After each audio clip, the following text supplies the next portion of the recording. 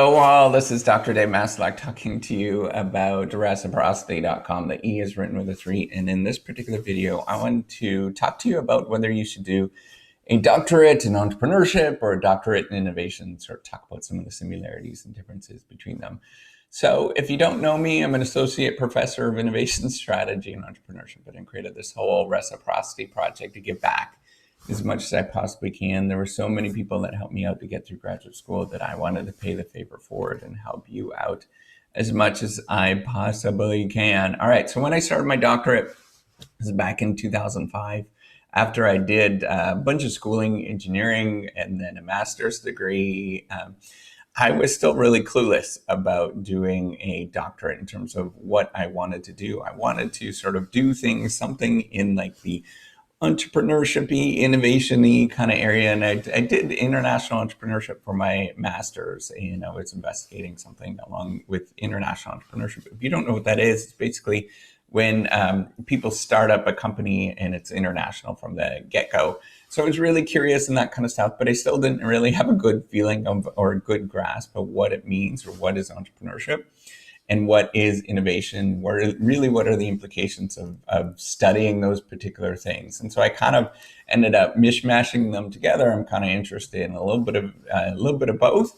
Probably would say more on the innovation side. I'd focus more on the innovation side, strategy and organizational theory. But I didn't know what those things were. They're kind of like, just a little bit overwhelming with it. So I wanted to talk to you, and so you can have this information and you can go forward and make a better informed choice when you're doing this.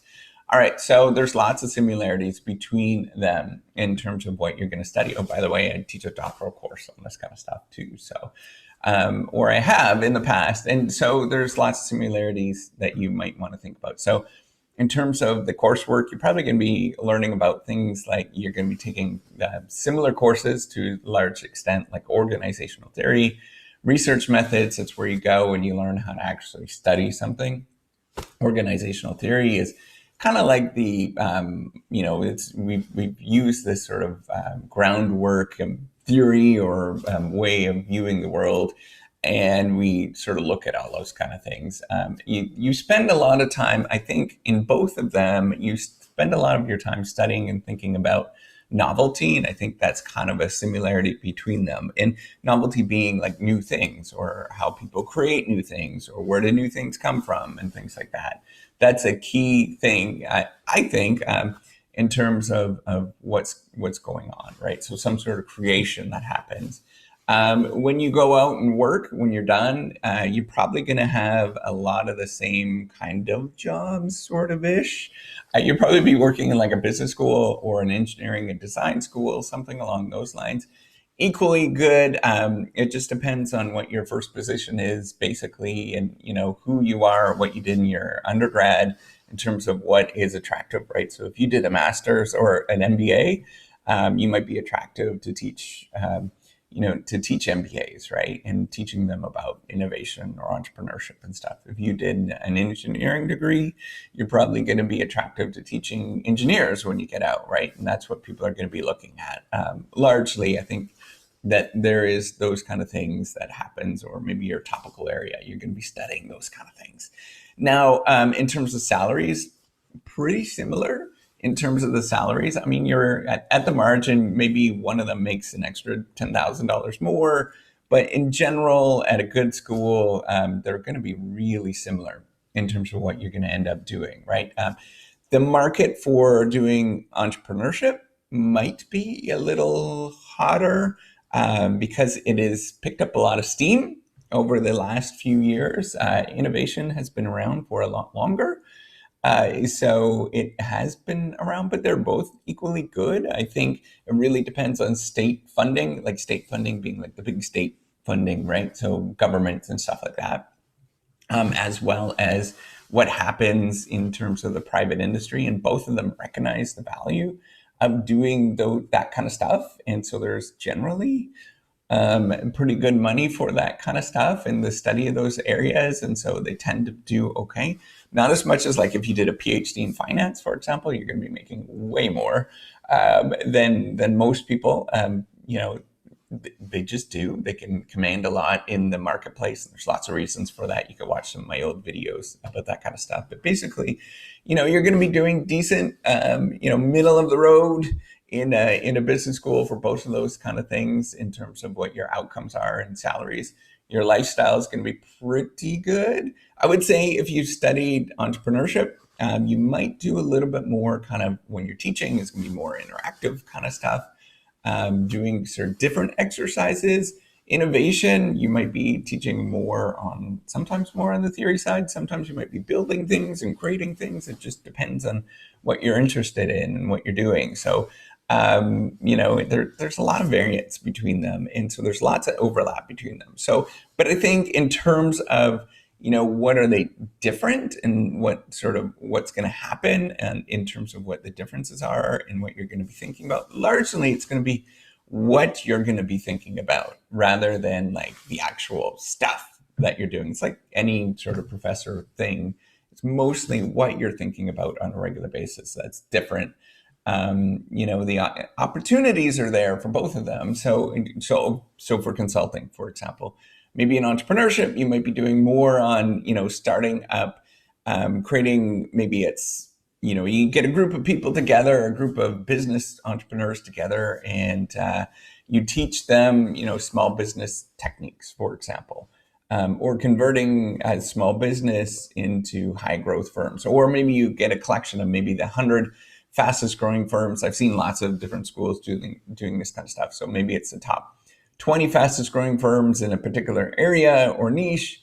And then you teach the CEOs of those companies, what's, different techniques and stuff. They just go back to school for a little bit. So that's executive sort of consulting kind of stuff.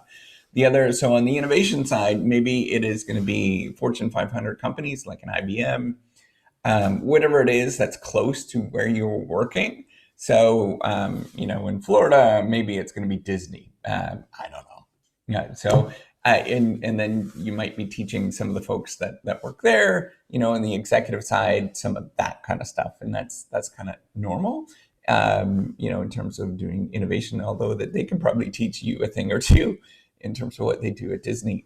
So in terms of the differences, I think, again, it comes back to the focus of what you're personally interested in. And I think that's going to be really important for you going forward and what's going to keep you going.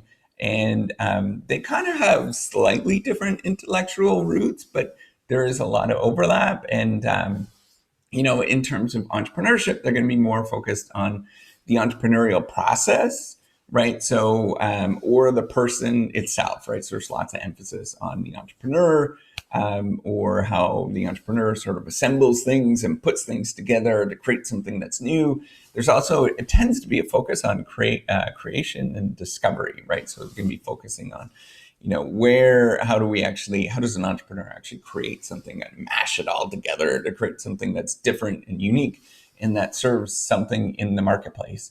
Now, with innovation, if you're thinking of doing a doctorate in innovation, there's going to be much more focus on, and again, it's just kind of slightly different intellectual roots in terms of where they're coming from and what they emphasize. So entrepreneurship's, it's been around for a long, long time. People have talked about this. Schumpeter, a long time ago, talked about this in the 1930s. But generally, it's going to be, it's fairly new as a field. As a full-blown discipline, it's pretty new. Innovation was a little bit older, and the roots tend to be more on the economic side, although there's stuff in sociology too that really does matter. Psychology, a little bit, that I would say that you might be smattering together.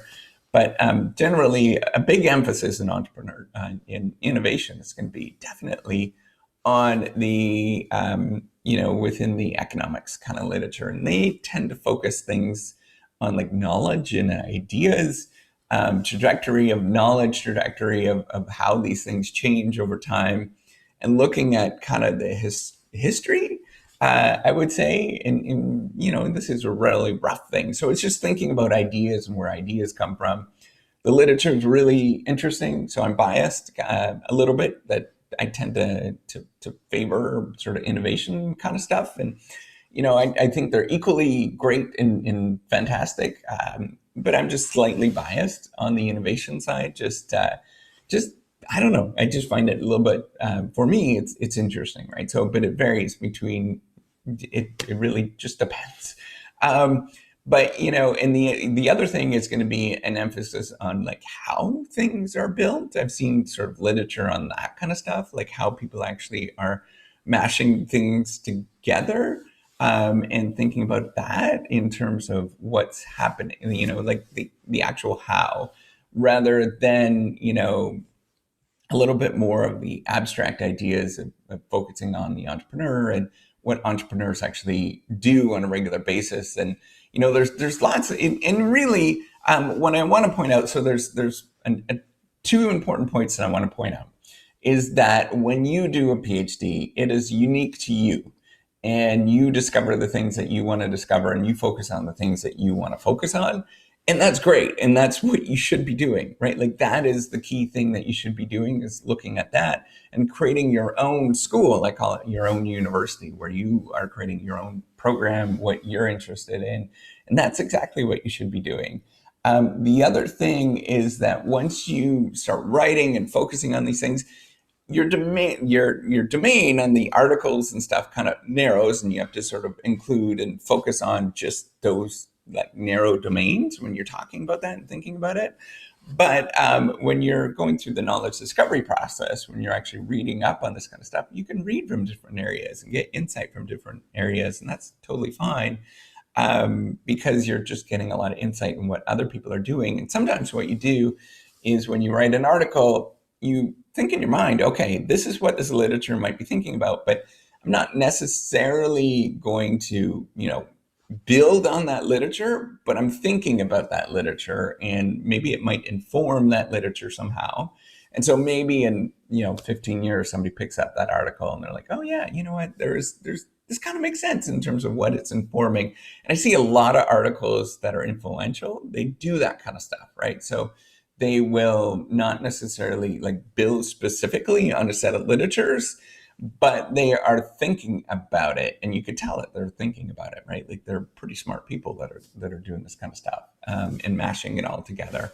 And it's an art on how to do that, and that's a little tricky to do that. But that's what I wanted to point out in terms of the differences. It's really going to be just what you sort of think about on a daily basis, and your view of the world, on what actually happens, and in terms of what you're going to do. So in terms of what you're doing on a daily basis, the behavioral stuff and all that kind of stuff, it's all basically the same thing, but it's really what you're focused on. And so you could do, when you're doing a PhD in innovation and entrepreneurship strategy,